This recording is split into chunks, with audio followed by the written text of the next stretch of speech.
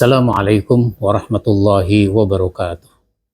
Alhamdulillah wassalatu wassalamu ala rasulillah wa ala alihi wa ashabihi wa mawalah. Amma ba'd. Saudara sekalian yang saya hormati, salah satu yang harus kita sadari adalah betapa pentingnya masjid bagi kita kaum muslimin. Pada masa Rasulullah Shallallahu Alaihi Wasallam, setidaknya ada dua peristiwa yang memberi isyarat kepada kita tentang pentingnya masjid. Pertama adalah peristiwa Isra dan Mi'raj. Ini peristiwa penting.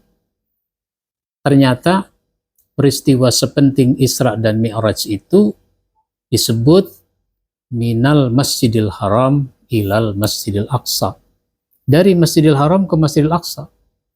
Masjidil Haram itu di Mekah, Masjidil Aqsa itu di Palestina.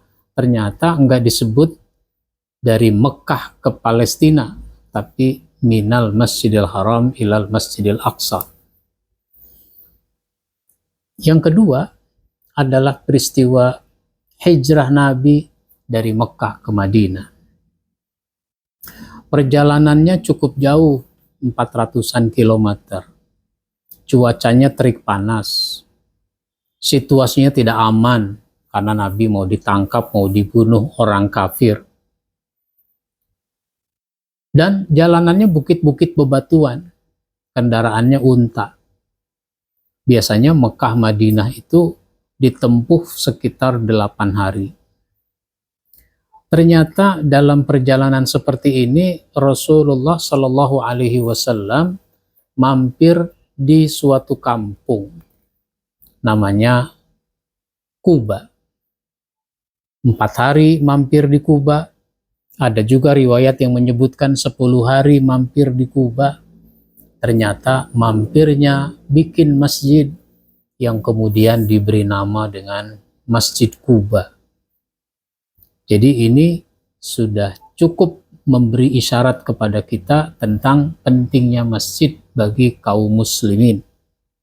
Lalu Rasulullah Shallallahu Alaihi Wasallam memberi pelajaran kepada kita bahwa masjid kalau dibangun itu jangan terlalu lama.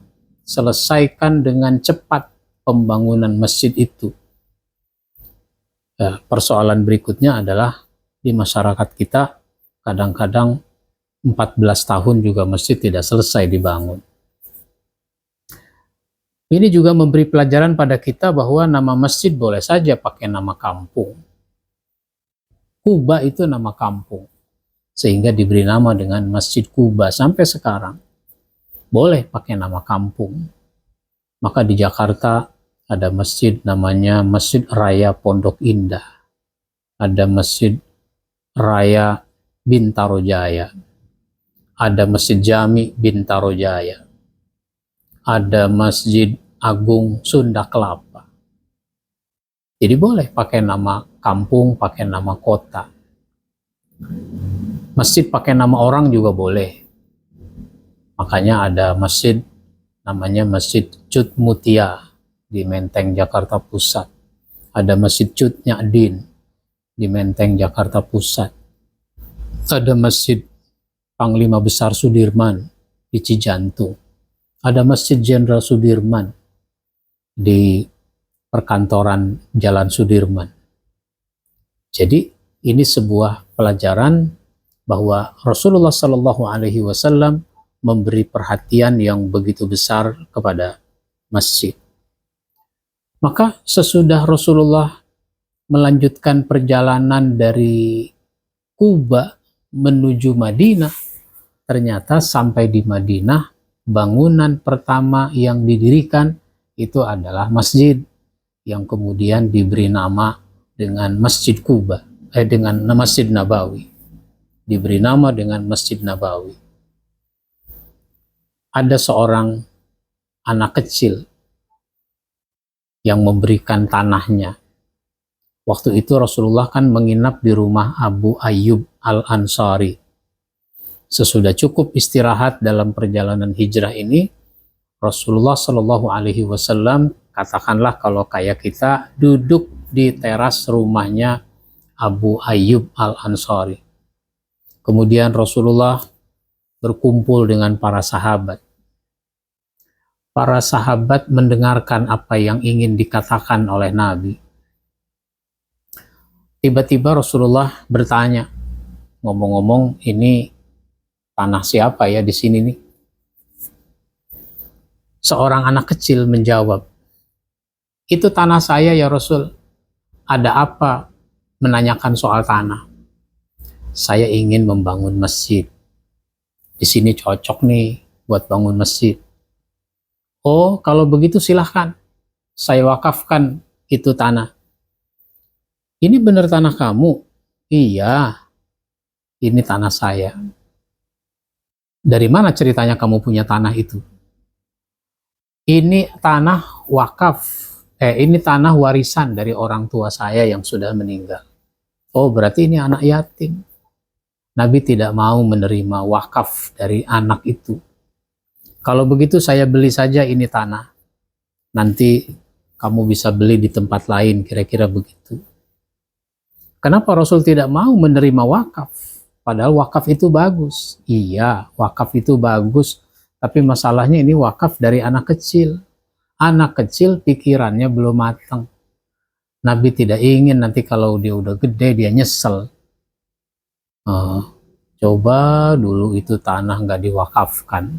Sekarang ini semeter harganya, wah sudah mahal. Sebenarnya tidak ada orang yang menyesal telah mewakafkan tanahnya, itu tidak ada. Yang ada adalah anak cucunya. Sehingga ketika tanah wakaf untuk masjid belum diganti sertifikat tanahnya, yang berwakaf sudah meninggal, akhirnya dibuka arsip oleh anak cucunya, ternyata itu tanah masih atas nama almarhum orang tuanya, almarhum kakeknya. Akhirnya apa? Dia klaim lagi. Sehingga terjadi keributan, diambil alih, dan seterusnya. Kasus-kasus ini sudah terjadi. Nah, oleh karenanya, mari kita tunjukkan rasa perhatian kita kepada masjid. Perhatian yang besar. Sebagaimana Rasulullah Shallallahu Alaihi Wasallam besar perhatiannya kepada masjid. Ini yang saya sampaikan. Mudah-mudahan memotivasi kita untuk menunjukkan rasa tanggung jawab kita terhadap masjid dengan cara mau memakmurkan masjid itu dengan pemakmuran yang seluas-luasnya, yang sebesar-besarnya. Mudah-mudahan bermanfaat dan mohon maaf bila ada hal-hal yang kurang berkenan. Wabillahi taufiq wal hidayah. Wassalamualaikum warahmatullahi wabarakatuh.